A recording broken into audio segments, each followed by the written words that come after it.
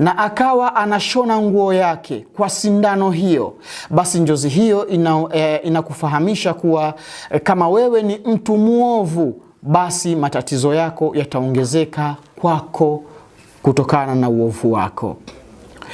Tunaendelea nukta ya 7 ya kuota njozi ya sindano katika njozi. Tunasema ama mtu akaota akitafuna sindano, basi atambue kuwa njozi hiyo inamjulisha haya yafuatayo: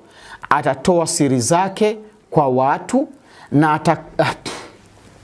na atakayekuwa adui yake pia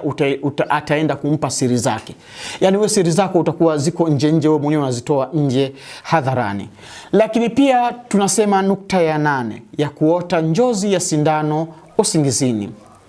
Ama mtu anapoota kamchoma mwenzie sindano na ikazama mwilini, basi tambua kuwa njozi hiyo inakujulisha haya yafuatayo: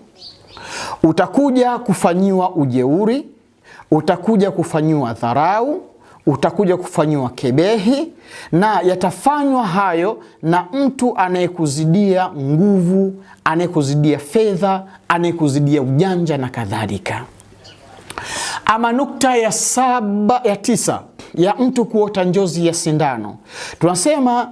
ama mtu akiota sindano usingizini pasina kushikamana na chochote katika sindano hiyo, basi njozi hiyo inamaanisha ya kwamba utatengana na mumeo au utatengana na mkeo, au ufakiri au urofa unapiga hodi nyumbani kwako.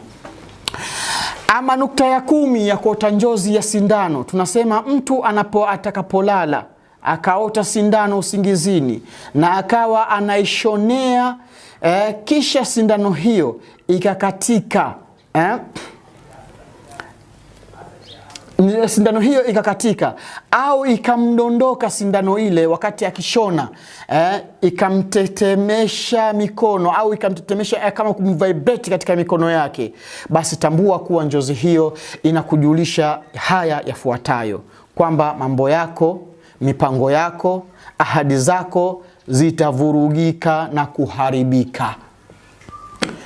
Ama nukta ya 10 ya kuota njozi ya sindano, tunasema mtu anapolala usingizini akaota sindano,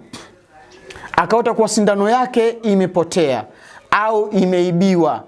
basi tambua kuwa njozi hiyo inakufahamisha haya yafuatayo: utaibiwa mali zako, lakini jaribio hilo la wizi halitofanikiwa,